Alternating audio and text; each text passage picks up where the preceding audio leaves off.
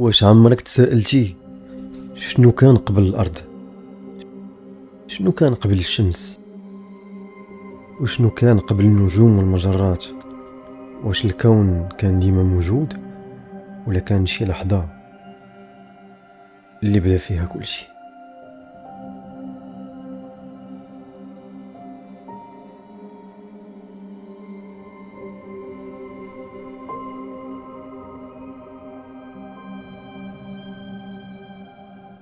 تخيل معايا أن كل نجم كتشوفه في السماء وكل مجرة وكل كوكب وحتى انت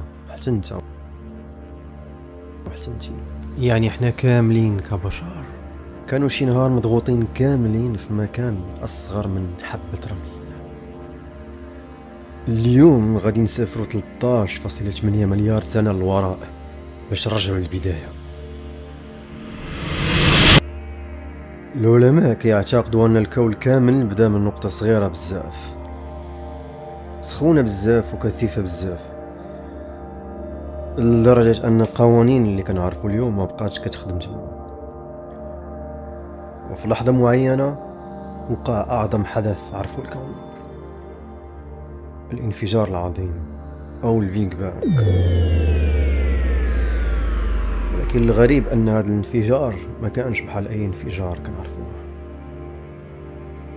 ملي كنسمعوا كلمة انفجار كنتصوروا شي قنبلة تفجرات في فضاء فارغ، ولكن الحقيقة أغرب بزاف، حيت قبل الانفجار العظيم ما كانش أصلا الفضاء، ما كانش حتى الفضاء أصلا، لا نجوم لا مجرات لا وقت لا شيء، ولا حتى المكان اللي ممكن يوقع فيه الانفجار.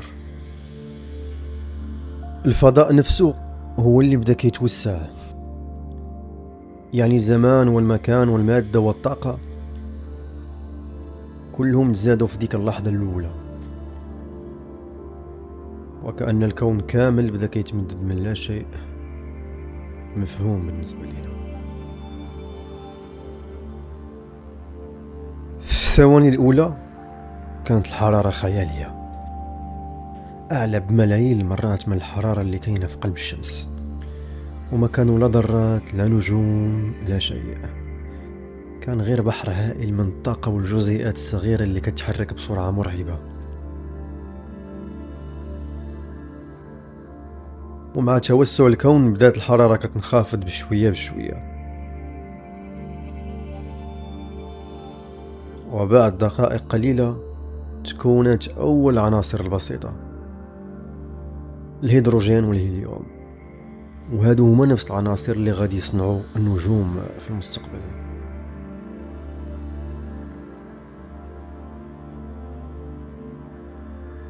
ولكن بقى الكون مدة طويلة غارق في الظلام،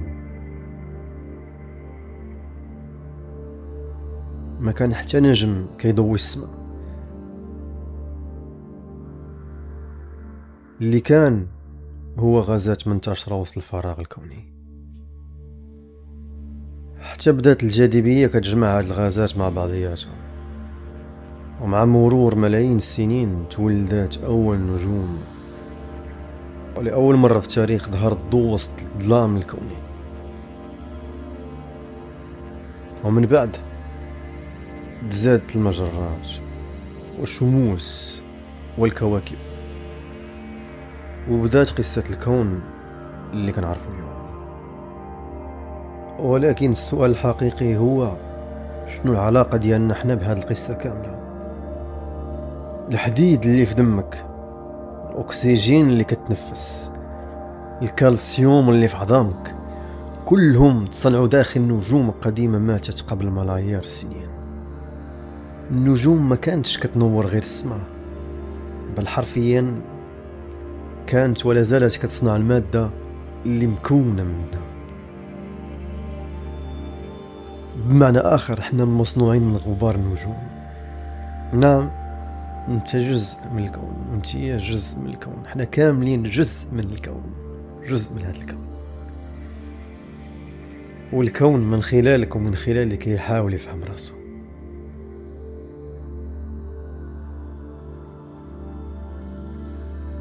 وكل ما شفنا السما في الليل خاصنا نتفكروا أننا ماشي منفصلين على هذا الكون، حنا جزء منه.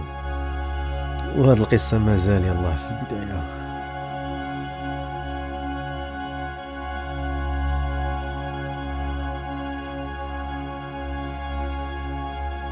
في الحلقة الجاية غادي نكتشفوا كيفاش ازدادت أول نجوم المجرات وكيفاش بدا الضوء ينتشر في الكون الكامل.